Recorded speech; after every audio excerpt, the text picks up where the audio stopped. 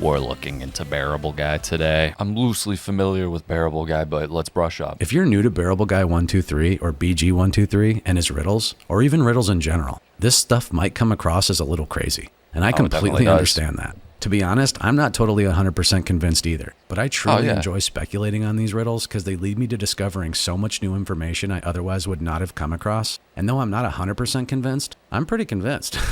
So for those... Okay, I still, like, I've seen one of this guy's videos before. I think it's his big one, why he invests in XRP. I still can't tell if his voice is AI or not. If you're new to riddles, I want to start by sharing a 1-minute video I previously posted on X to give you a simple reason why these riddles may have real substance or may actually be coming from people who have knowledge of the reality script themselves. People think it's David Schwartz. When you see what the founder of public key cryptography, Whit Diffie, loved most about cryptography, the possibility of genius cryptographers with knowledge of future tech implementation riddling out secrets for fun starts to make a lot more sense. Dude, here's the short video. Whit, dude, I mean, oh my God, this guy, yo, he's like the dude from Ready Player One. Diffie, one of the founders of public key cryptography, describes his love for crypto in a way that perfectly explains why riddlers exist in the crypto community. Diffie found cryptography a delightfully conspiratorial means of expression. Its users collaborate to keep secrets in a world of prying eyes. A sender attempts this by transforming a private message into an altered state, a sort of mystery language, encryption. Only those in possession of the rules of transformation can restore the message as it was first inscribed.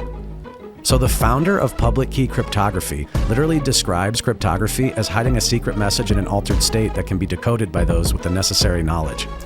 Do you see how that's the exact same thing as riddling?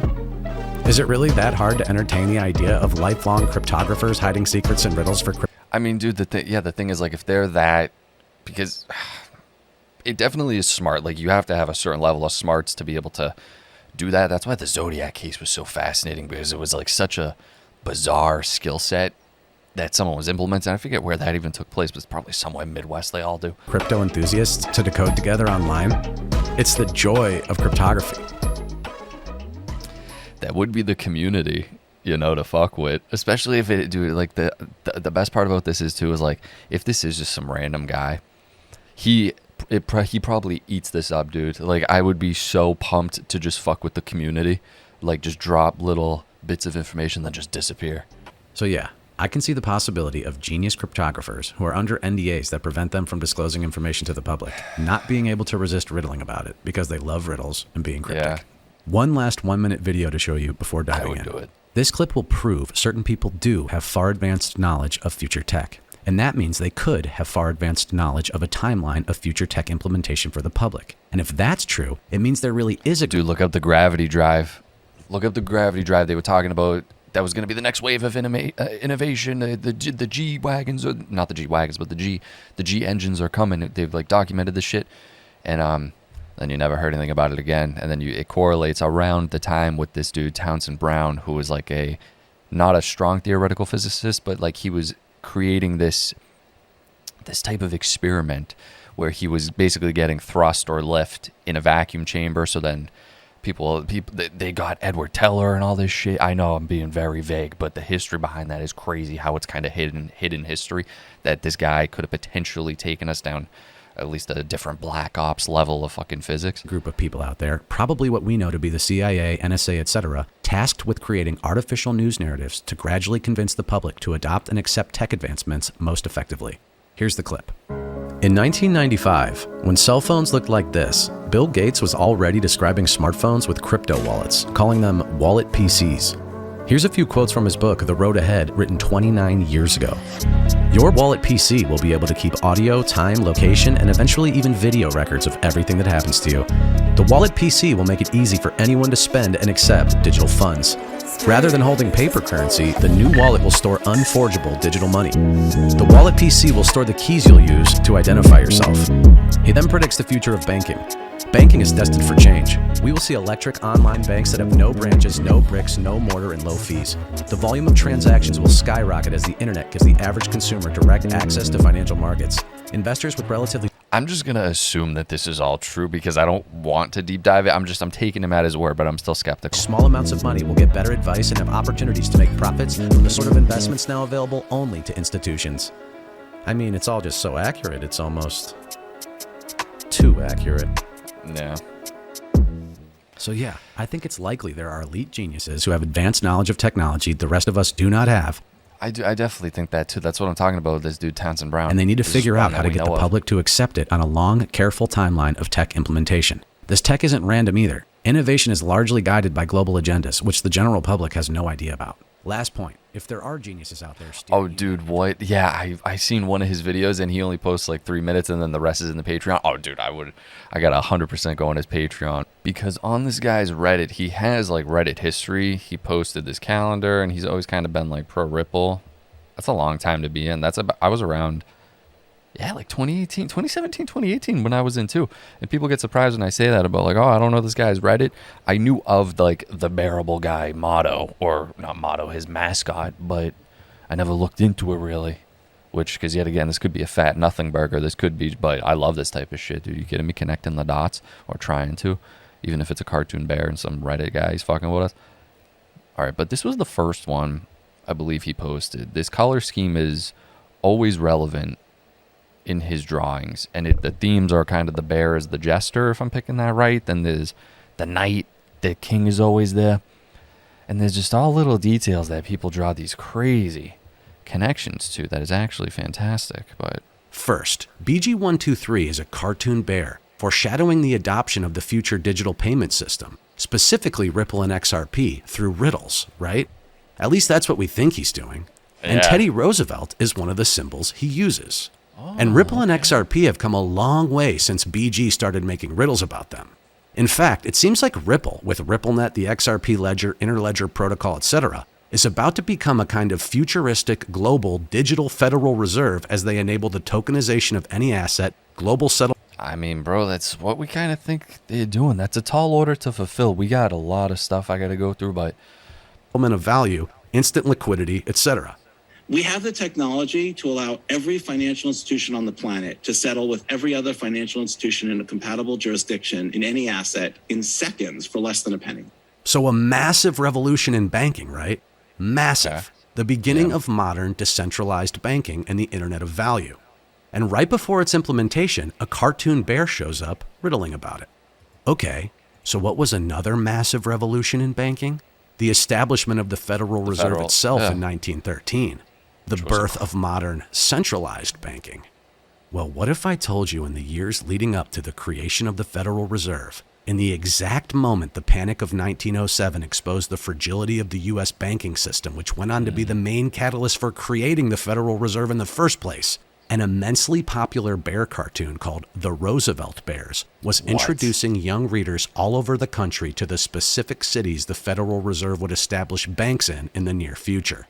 The Bears visited the Treasury with Teddy Roosevelt, the Philadelphia Mint to see pounds and tons of silver and paper cash being made. They talked about high Is this for finance real? and making big deals in oil and steel, familiarized children with the concept of ID and cashing checks, and even saw a psychic palm reader who said they would become millionaires. And for context, this is what the market did after the establishment of the Federal Reserve. Everyone talks about the crash of the Great Depression, but no one talks about the epic pump right before it. yeah. Anyway, Teddy Roosevelt and bear cartoons appearing before a massive revolution in banking isn't the only thing the Roosevelt Bears have in common with BG123. The Bears had a very impressive hat collection, traveled with an owl they never mention, climbed to the top of the eagle's nest aboard a ship, dressed like cowboys with Teddy Roosevelt, I might add, rang a bell, visited a castle, and even said that the world is a stage. Is this fucking What were the for Bears' real? names? Teddy B and Teddy G. No. The Roosevelt Bears, which ran right before the establishment of the Federal Reserve and curiously share so many themes with BG123, were named BG. What is going on with Teddy Roosevelt, double meaning, bears, and the letters BG? How on earth could this be just a coincidence? I mean, so many questions arise. Is this evidence of some kind of riddling theme from the powers that be across generations? Bro, I've heard and said this before, that like when they are doing these things, they have to put it in the populace's face, so then that way their like crazy satanic beliefs or whatever that is going on with them, they believe in that aspect of like the karma or something like that. So it's like if we told them, but like just kind of put it around in their face, we put it not round enough, karma can't get us type shit. Is this more about Teddy Roosevelt? And what about this? How can this be just a coincidence? Here's Teddy Roosevelt on horseback, famously pressing onward, sword held high in the charge of San Juan Hill, considered the most defining moment of his life, which turned him into a national war hero overnight, springboarding him to win the governorship of New York that same year, which would lead to him becoming president 3 years later. Remind you of a certain knight on horseback pressing onward, sword held high in BG's latest riddle? What are the chances, you guys? There's even a silver Teddy Roosevelt coin immortalizing this moment. Even Trump's mentioned it. He led the famous Rough Riders The Cowboys. to defeat the enemy at San Juan Hill. And how about this? The Teddy Roosevelt Memorial Park is in Oyster Bay. His old house on Sagamore Hill, now a museum, has a long trail that leads to Oyster Bay. Okay, well, BG's latest riddle, the one that symbolizes Teddy Roosevelt's most defining moment, shows a long trail leading to a bay with an oyster on it. Again, BG's latest riddle includes the distinct symbol of Teddy Roosevelt's most defining moment and an oyster on a trail that leads to a bay, when meanwhile the Teddy Roosevelt Memorial Park is at Oyster Bay. And you know what's even crazier about this? Remember the LARP theme discussed in this video? About how BG may be showing these characters all acting out one big LARP since the world's a stage? Well, the Oyster Bay Town Board hosts an annual LARP festival at Oyster Bay to reenact the exact scene of Teddy's horseback sword-hoisted charge on San Juan Hill. BG's riddle shows an oyster on a trail that leads to a bay with a knight charging onward with his sword hoisted, and the Teddy Roosevelt Memorial at Oyster Bay hosts a LARP event that reenacts Teddy Roosevelt charging onward with his hoisted sword. How can that be just a coincidence? And speaking of coincidence, we have a bunch of entities riddling about Teddy Roosevelt in coded language, right? Well, you know who else liked to hide secrets in coded messages? Teddy Roosevelt. Roosevelt was known for encoding political messages. He had a keen understanding of symbolism and storytelling, often using allegory and historical references to So the bear is Teddy? convey his political ideology. Is that what we're Roosevelt getting at? literally personally encrypted his own telegrams. According to William F. Friedman, who's known as the Dean of American Cryptology, it took him an hour to decode one of Roosevelt's transpositional ciphers he wrote to key U.S. naval commanders in 1898. Dude, this guy's research is fucking crazy. Whoever does the research for this guy, unless he does it himself. I've seen this on Twitter, I think, at some point, is Elon, bearable guy. And even he goes, yeah, this is kind of a long shot. He was just drawing some interest in, like, conclusions, or not conclusions, but, like, connections you could make. Is this the meaning of flip the switch? Oh, God, let's see. I'm just reacting to this guy's channel now. Yo, go subscribe to this guy. You know, it's funny. We always hear about a flip of the switch, a moment real. we perceive to mean the start of a massive pump.